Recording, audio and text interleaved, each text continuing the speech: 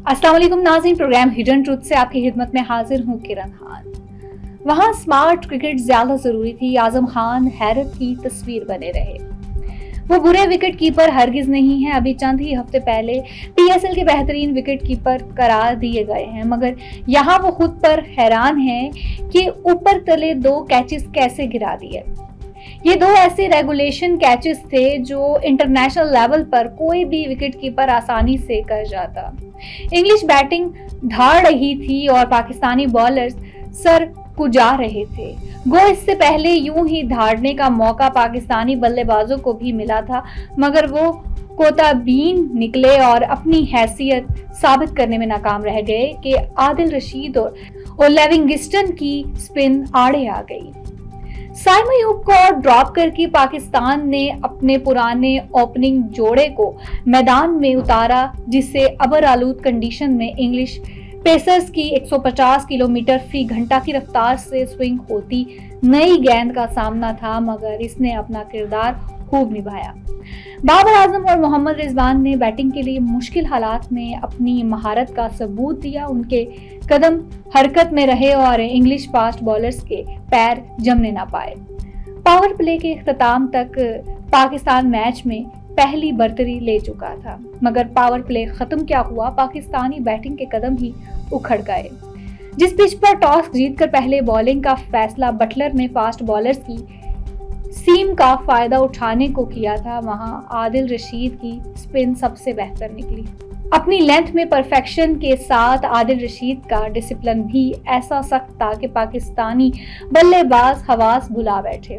गो ये बड़बड़ाहट इस माइंडसेट तब्दील का नतीजा भी थी जो पहले बैटिंग करने में नई अप्रोच अपनाने की है, मगर इनिंग्स के इस मरहले पर स्मार्ट क्रिकेट जारिहाना क्रिकेट से ज्यादा जरूरी थी। अगरचे T20 क्रिकेट में सिक्का राइजुल वक्त जारिहाना बल्लेबाजी ही है, मगर स्मार्ट क्रिकेट बड़े इवेंट्स में बहुत जरूरी हो जाती है कि जहां अप्रोच की यकसानियत मुखालिफ बॉलर्स की जिंदगी आसान कर देती है।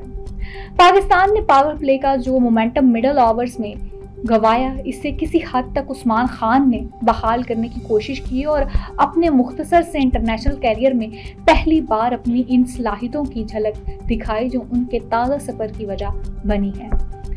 लेकिन उस्मान खान के अलावा बाकी बैटिंग ऑर्डर धुंध में राह टटोलते पवेलियन पलट गए। English death bowling Mark Wood और आर्चर की तबाहकुन पेस के अलावा क्रिस जॉर्डन के काबिले कदर तजर्बे से भी भरपूर थी, जिसने पाकिस्तानी बैटिंग को पूरे ओवर्स खेलने से भी महरूम कर दिया।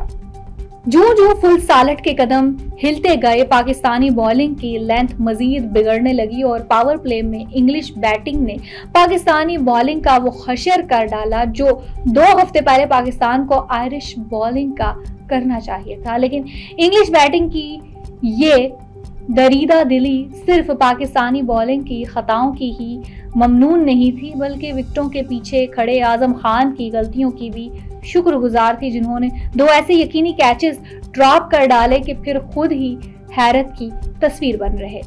मगर इस यासियत भरी बॉलिंग काविश में भी एक खुशकुन पहलू हारिस रऊफ की फॉर्म और डिसिप्लिन में तसलसल है।